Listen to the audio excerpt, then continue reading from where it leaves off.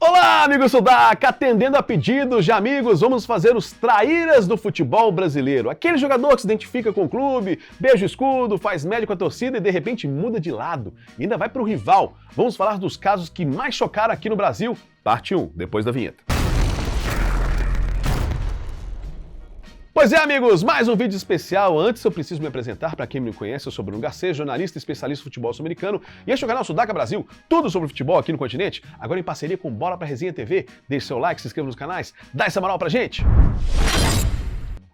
Antes um recadinho, seguro não é luxo, galera, é necessidade. E fazer isso com a corretora de seguros de verdade é muito importante. Você faz tudo online, rápido e com confiança. Carro, casa, viagem, consórcio, celular, pode chamar o Paulo Henrique que eles resolvem tudo. Se você tem sua moto qualquer cilindrada, dá para estar protegido e você paga muito barato pelo benefício que você vai ter. Vou deixar o QR Code na tela para vocês entrarem em contato.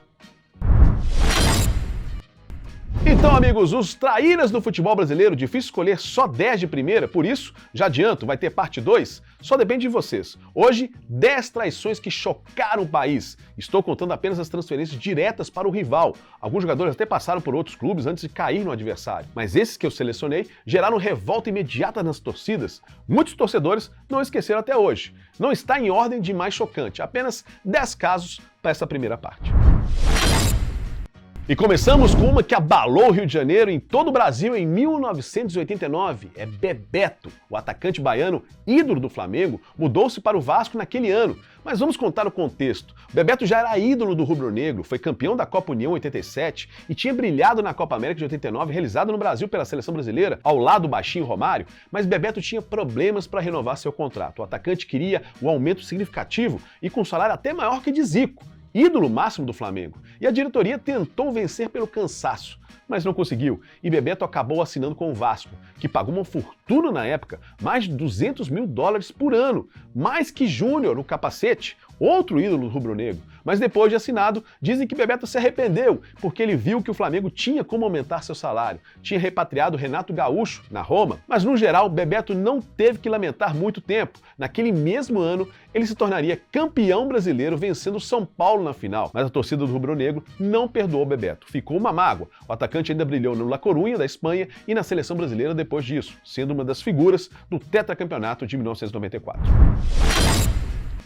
Vamos para Minas Gerais falar de um que brilhou também nos dois grandes do estado, é Nelinho. O lateral direito chegou a Minas pelo Cruzeiro em 73 e logo conquistou a todos com seus belos chutes de fora da área, cruzamentos e muita categoria. Jogou nas Copas de 74 como reserva e 78 como titular e fazendo golaços. Tinha um chute venenoso e numa desavença com o técnico Justrich do Cruzeiro em 82, Nelinho pediu para sair do clube e na hora chega uma proposta do Galo, que tinha um timaço na época. Nelinho nem pensa duas vezes e vai para a Vila Olímpica, mas a grande resistência, além da torcida, eram os grandes jogadores do Atlético na época, Éder Aleixo, Cerezo e companhia, que voltavam da Copa de 82 jogando pela seleção e se encontraram com o ex-rival, com quem já tinham brigado em clássico nos últimos anos. Briga mesmo, de perseguição e tudo mais. Nelinho, no início, se sentiu excluído. Os jogadores não passavam a bola para ele, mas logo isso mudou com gols e muita conversa. Nelinho logo se tornou ídolo do Galo também, ganhando campeonatos mineiros e pulou o muro. E no final, se deu bem.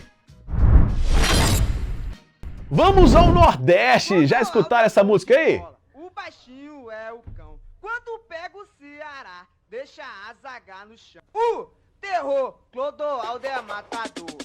Cara, essa música é sensacional. Atacante do Fortaleza era ídolo do Lion nos anos 2000, mas em 2004 o baixinho resolveu pular o muro e foi parar no rival, o Ceará. A torcida do Lion não perdoou. O cara era ídolo máximo, chegando a chamar a atenção no Brasil inteiro com essa música, botando Fortaleza no mapa do futebol brasileiro. Aí ele faz isso? Tá certo que ele estava resolvendo vários problemas extracampo, inclusive tendo prisão decretada por atraso de pagamento de pensão de seu filho. Chegou a ir para o Ceará, mas mal jogou e foi emprestado. Voltou para o Ceará e aí foi campeão com o vovô. A traição estava consumada. Chegou a beijar o escudo do Ceará sem nenhum remorso. O baixinho matador que deixava a zaga do Ceará no chão, segundo a música, ia jogar ao lado da zaga, anos depois. E agora vamos deixar uma fala do meu amigo youtuber do Fortaleza, William, sobre o Clodoaldo Matador. Fala galera do Sudaca, me chamo William, estou aqui para falar da trairagem no futebol cearense.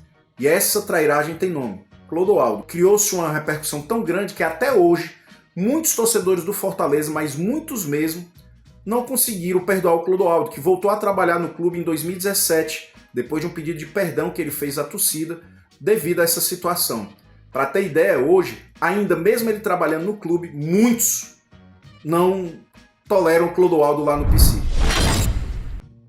Vamos ao Sul falar de uma que deu o que falar, do volante Batista. O Batista Pulmão foi multicampeão do Internacional nos anos 70, sendo tricampeão brasileiro, 4 gaúchos e jogando em seleção brasileira, titular na Copa de 78, um cara raçudo, que a torcida colorada era muito identificada com ele, até que em 81, num jogo contra o Sport de Recife pelo Brasileiro daquele ano, Maricá machuca Batista, fraturando a tíbia de um carrinho. 6 meses fora. E nisso já se discutia a renovação do contrato do volante com o Colorado, mas o presidente Asmus enrolou e Batista, que era jogador de seleção, vivia grande fase, mas a lesão esfriou a renovação. E com essa enrolação toda, mesmo recuperado, Batista foi encostado. Até que em 82 ele se cansou e foi escutar uma proposta do rival, do Grêmio, do recém-possado Fábio Koff. Batista estava magoado e reclamava de injustiça e pronto, tudo acertado e Batista ia jogar no rival. Cara, isso não pegou legal para a torcida colorada. Batista sabia que ia ser difícil conquistar a torcida tricolor, mas ele foi bem naquele ano. Classificou o Grêmio para a Libertadores de 83, jogou a Copa na Espanha, inclusive sofrendo uma dura entrada do Dieguito Maradona, e foi até a bola de prata, como um dos melhores da posição. Mas no início de 83, ele foi para o Palmeiras e depois foi para a Lazio da Itália. Boa Curitiba, pegaram uma traição que deu o que falar nos anos 80. Rafael Camarota, o do bigode, cria do Corinthians, chegou no estado do Paraná através do Maringá, onde brilhou. Foi parar no Atlético Paranaense em 82. De início, teve azar, teve uma lesão pesada, rompeu o tendão do pé esquerdo, mas assim que se recuperou, fez um bom Campeonato Paranaense e um bom Brasileiro de 83. O Furacão caiu apenas nas semifinais contra o Flamengo de Zico. Já tinha conquistado a exigente torcida do Furacão e olha que até em briga ele se meteu num clássico contra o Coritiba. Virou ídolo rapidamente, mas no final de 84, o Curitiba fez uma proposta para Rafael ir para o Couto Pereira. Muitos torcedores não gostaram disso, do Coxa mesmo, mas já no primeiro jogo, Rafa começou a conquistar a torcida do Coritiba. E que ano teve o goleirão do bigode? Foi campeão brasileiro e sendo fundamental ou o melhor jogador do time naquele ano. Ganhou a bola de prata, chegou a defender a seleção brasileira olímpica e anos depois, nos anos 90, voltou a defender os dois grandes de Curitiba. Mas a sua raça e determinação impressionava e conquistou as duas torcidas. Voltamos ao Rio de Janeiro falar de um gigante que despertou diversos sentimentos na torcida carioca e brasileira.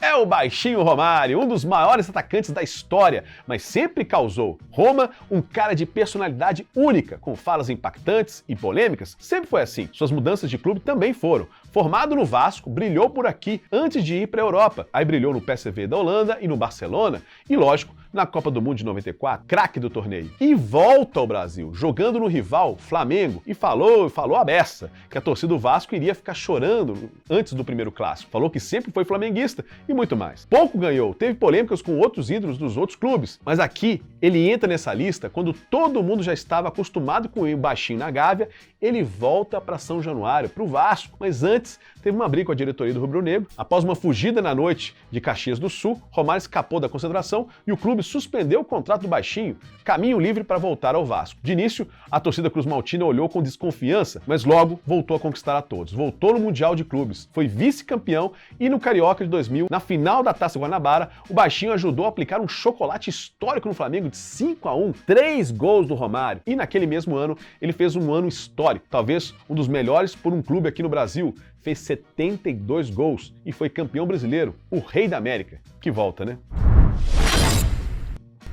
Vamos à Bahia falar de um caso que deu polêmica, o caso de Max Biancucci. É lembrado até hoje em Salvador. O atacante argentino é primo de Lionel Messi. Ele passou por clubes como Olímpia e Flamengo antes de chegar ao Vitória em 2013. Ano marcante para o clube, o rubro-negro fez uma campanha histórica no Brasileirão, terminando em 5º lugar. E Biancucci foi peça importante naquele elenco. Ele brilhou especialmente nos clássicos contra o Bahia, marcando gols nas goleadas por 7-3 e 5-1, jogos que viraram quase títulos para a torcida. A identificação foi tão grande que ele chegou a batizar a própria filha com o nome de Vitória.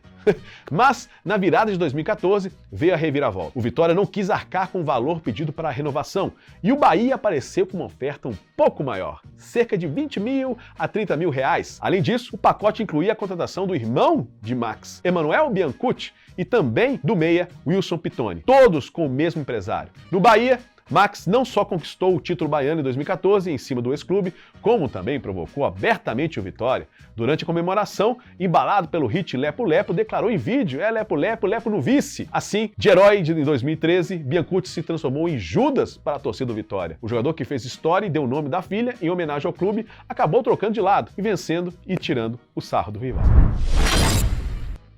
Vamos a São Paulo falar de Ricardinho, o meia que iniciou sua carreira no Paraná, construiu seu melhor momento na carreira no Corinthians, foi bicampeão brasileiro, um Mundial e uma Copa do Brasil, e um jogador inteligente, com bons passes e muita regularidade, que apaixonou a Fiel no final dos anos 90 e início dos anos 2000. E quando chegamos ao ano de 2002, o time tinha acabado de sair campeão da Copa do Brasil e estava no grupo pentacampeão na Coreia e Japão, estava em alta Ricardinho, mas ele queria voltar ao futebol europeu e ficou esperando uma oferta interessante, mas não chegou. Chegou sim uma proposta milionária do rival, o São Paulo, em torno de 5 milhões de reais na época.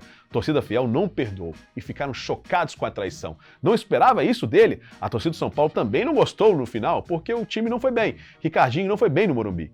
Foi pro Santos e lá sim saiu bem. Poderia ter falado sobre Ganso, que a torcida até jogou moedas no meia do Santos quando foi pro São Paulo, mas sua imagem com o Peixe estava desgastada, porque ele quis sair. Mesmo assim, foi uma traição, mas do Ricardinho chocou mais.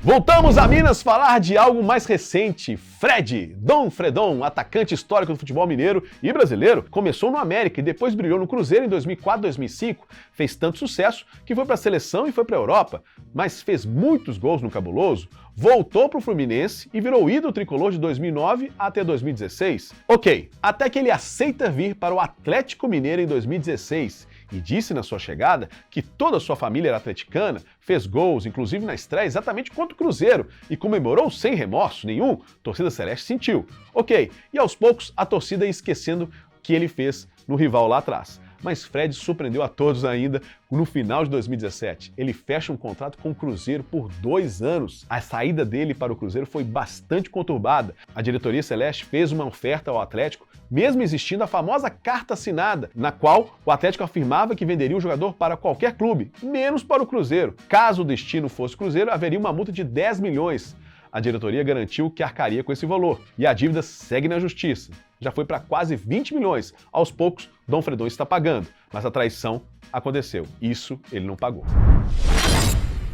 E vamos falar de Paolo Guerrero, peruano que saiu cedo para a Europa, veio parar no Brasil em 2012, logo após o Corinthians ter ganho a Libertadores. Foi um reforço pensando no Mundial. Ele, depredador, foi a cara da final. Contra o Chelsea, fez o gol do título e caiu nas graças da Fiel. Seu 2013 foi muito bom também, e 2014 também. Foi goleador do time, esteve no 11 ideal do Brasileirão 2 anos, estava em lua de mel com a exigente torcida corintiana, chegou a superar Carlitos Tevez na artilharia de máximo goleador estrangeiro do clube, e ele fazia juras de amor à torcida Fiel, dizia que nunca jogaria por outro clube aqui no Brasil, que não fosse o Corinthians, mas aí, após uma eliminação do Timão na Libertadores de 2015, Paolo não renovou seu contrato e resolveu aceitar a proposta do Flamengo após a Copa América do Chile. Cara, isso a torcida não aceitou. Nas redes sociais desejaram tudo de ruim para ele, não aceitaram essa traição. Foi bem no rubro-negro de início, em 2016 e 2017 fez muitos gols, mas até hoje, mesmo ele declarando amor pelo Timão, alguns não perdoaram. Outros, sim,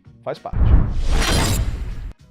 Pois é, amigos, como eu já disse, esse vídeo foi especial de traíras que mudaram direto para o rival, sem passar por outros clubes. Se vocês gostaram desse tema, deixe nos comentários, vou deixar links de outros vídeos do canal. Deixe seu like, dá uma ripada no canal e ajuda a gente demais, beleza? Fique com Deus, obrigado pela audiência, tchau, tchau.